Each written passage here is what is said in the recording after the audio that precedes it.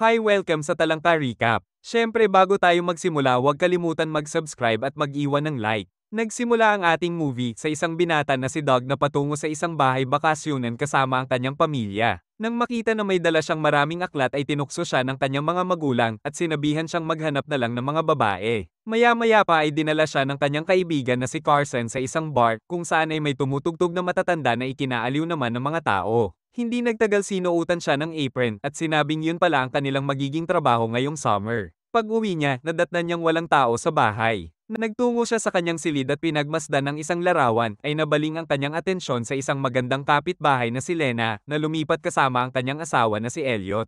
Habang papunta si Doug sa dalampasigan ay nakita niyang muli si Lena at tila hindi niya aiwasan na titigan ito. Hindi nagtagal ay nagkita sila ng kanyang kaibigan at pinag-usapan nila ang mga babae. Habang inihahatid nila ang isang lumang kutsan sa shed, nakarinig sila ng tawanan mula sa dalampasigan kaya nagbukas sila ng maiinom at nag-toast. Pag-uwi ni Doug ay nakita niya ang kanyang ama at pinapasok siya sa bahay ni Elliot. Ipinakilala siya nito kay Elliot at sinabi ng kanyang ama na magaling ito pagdating sa makina. Agara naman siyang inalok ni Elliot na maging mekaniko ng kanyang bangka. Kinabukasan habang kinukumpuni ni Doug ang makina ng bangka, nakita niya ang isang magandang babae na umahan sa tubig. Bigla itong naghubad at naligo habang si Doug ay tahimik na nagmamasid at pinagmamasdan ang maganda nitong katawan nang biglang dumating si Elliot at nagtanong kung okay na ang bangka. Ipinaliwanag nito na konti lang ang kailangang ayusin dito at tinanong ni Elliot kung magkano ang gusto nitong sahod at tumugon si Doug sa mababang halaga. Kinagabihan palihim na nagmamasid si Doug sa kanyang bintana at hindi inaasahang makita si Lena na nagpapalit ng damit. Ngunit biglang naging tensyonado ang sitwasyon nang pumasok si Elliot sa silid at pinipilit na biyakin ang kanyang misis dahilan para agad tumalikod si Doug.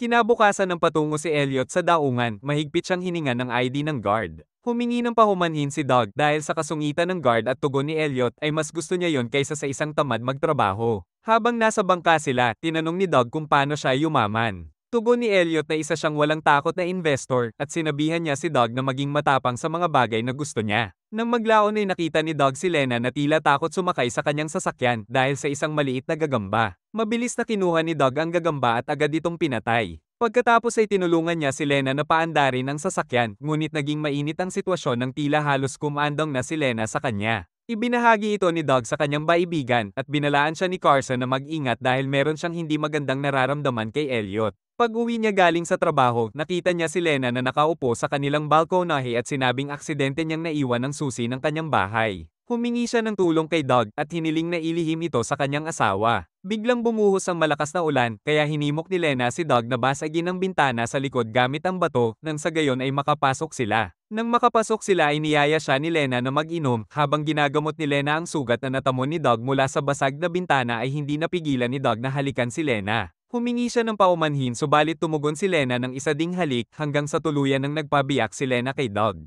Kinabukasan ay nagising ang dalawa na magkatabi sa kama at tinanong ni Lena si Doug kung ilang babae na ang kanyang biniyak. At inamin naman ni Doug na iyon ang kanyang first time, subalit dahil ginawa nila yon ng 3 round ay pabiro niyang sinagot na hindi na siya baguhan. Pag-uwi ni Doug ay hindi niya mapigil ang ngumiti habang iniisip ang ginawa nila. Sa mga sumunod na araw ay hindi mapigilan ni Doug na isipin si Lena at nagsimula siyang mag-ehersisyo para tumagal pa siya ng mahabang round sa mga susunod na bakbakan. Isang araw habang nagtatrabaho siya sa bangka ay biglang dumating si Lena at sinabi niyang pinaponte siya ng kanyang asawa upang tignan ang yate. Nag-umpisa siyang akitin ni Lena at nauwi ito sa paghahalikan na humantong na naman sa isang matinding bakbakan. Isang gabi sa bar, ay nakita niya si Lena na kasama ang kanyang asawa at kahit na patuloy siyang nirereto ng kanyang kaibigan sa mga babae ay hindi ito pinansin ni Doug. Kinabukasan ay nakita ni Doug si Elliot sa labas ng isang tindahan, pumasok siya sa loob at doon ay nakita siya ni Lena, hinayla siya nito palabas ng tindahan at doon ay nagpabiyak na naman siya kay Doug. Napahinto sila sa pagbibiyakan nang biglang pumasok si Elliot sa tindahan para hanapin si Lena, mabuti na lang ay inakala niyang nasa banyo lang ito. Isang araw ay tinawag ni Elliot si Doug upang ipatingin ang bangka sa kanya, pinagalitan niya ito at sinabihang ayaw niya sa taong tamad magtrabaho. Pagkatapos ay sinabi pa nito na aalis siya ng ilang araw, napangiti naman si Doug sa kanyang narinig sapagkat magkakaroon siya ng maraming oras para biyakin si Lena. Agad na sinamantala ng dalawa ang pagkakataon at nakarami sila ng round sa loob laman ng ilang araw. Binigyan naman ni Lena si Doug ng isang telepono nang sa ayon ay makapag-usap sila ng palihim at dagdag pa nito na si Elliot ay napaka-advance mag-isip. Gayunpaman aksidente silang nakita ng hardinero na nagbibiyakan sa kwarto. Dahilan para malagay silang dalawa sa isang mapanganib na sitwasyon. Isang araw ay natakot si Doug nang ipinatawag siya ng kanyang amo. Pero gusto lang pala nito na subukan kung pwede nang paandarin ng kanyang bangka. Kasama si Lena ay pumalaot ang tatlo sa dagat, ngunit habang nasa biyahe sila ay muntik nang tumama ang katig kay Elliot na sa kabutihang palad ay nailaygan niya. Maya-maya ay biglang umusok ang makina ng bangka kaya bumaba si Elliot para tignan ito. Habang wala siya ay sinabi ni Lena kay Doug ang plano niyang makipagdiborsyo. Pagbalik ni Elliot, pinagalitan niya si Doug at sinabihang ayusin ang makina. Kinagabihan ay nakatanggap siya ng tawag mula kay Lena na umiiyak sa labas ng hospital. Sinabi niya na sinaktan siya ni Elliot bago ito umalis sa isang business trip. Hinikayat siya ni Doug na isumbong ito sa pulisya, ngunit tumanggi si Lena at sa halip ay sabay na lang silang umuwi. Kinabukasan ay tinawagan muli ni Lena si Doug at sa mga oras na iyon ay sexy siyang nakabilad sa araw. Inaakit ang binata na tikman siya, pumunta sila sa isang bahay at doon ay nagpabiyak na naman si Lena. Ibinahagi ni Lena ang tungkol sa dating asawa na si Elliot at ang patuloy na laban nito sa korte na nagpaunawa kay Doug sa magulong buhay ni Lena. Samantala nagsimulang mapansin ng kaibigan ni Doug ang kakaiba niyang kinikilos kaya naghinala siya may kinauumalingan itong babae na itinanggi naman ni Doug. Pag-uwi ni Doug ay nagulat ito nang makitang nakabalik na pala si Elliot.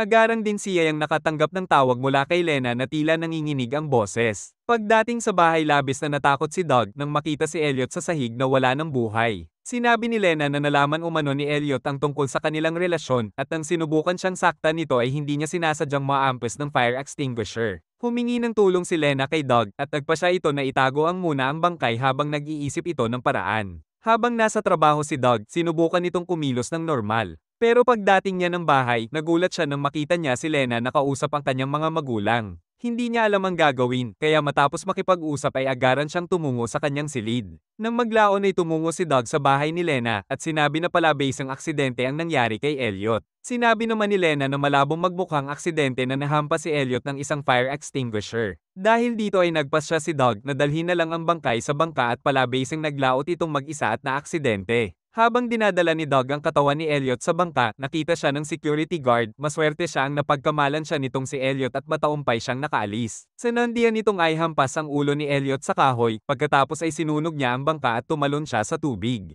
Kinabukasan ay dumating ang mga pulis upang imbestigahan ang nangyari at tinanong nila si Lena. Tumindi ang kanilang hinala matapos matuklasan na may malaking pera si Elliot sa bangko at ang pangunahing makikinabang dito ay si Lena. Samantala sinisikap ni Doug na kumilos ng normal at habang nasa trabaho ay narinig niya mula sa mga pulis ang tungkol sa insurance agent na gustong imbestigahan ang nangyari. Nang maglaon ay dumating ang agent na si Angie para makipagpulong sa pulis at giit niya na siniseryoso ng insurance company ang kaso ni Elliot dahil sa laki ng pera nito sa bangko. Nanong niya si Lena tungkol sa ginagawa nito noong gabi na namatay si Elliot at sinabi din niya na posibleng may kalaguyo si Lena. Habang patuloy ang imbestigasyon, biglang lumapit ang security guard at sinabi na maaaring naita niya ang suspect kagabi. Habang nasa tindahan ng pulis, nakita ni Doug ang security guard na nakasakay sa kotse nito. Tinanong niya ito tungkol sa estado ng imbestigasyon, tugon naman ng gwardiya na nakita niya kagabi si Elliot pero napagtanto nito na ibang tao yon. Samantala dumating ang agent sa pinangyarihan ng krimen at doon ay nakita ang basag na salamin na may bakas pa ng dugo.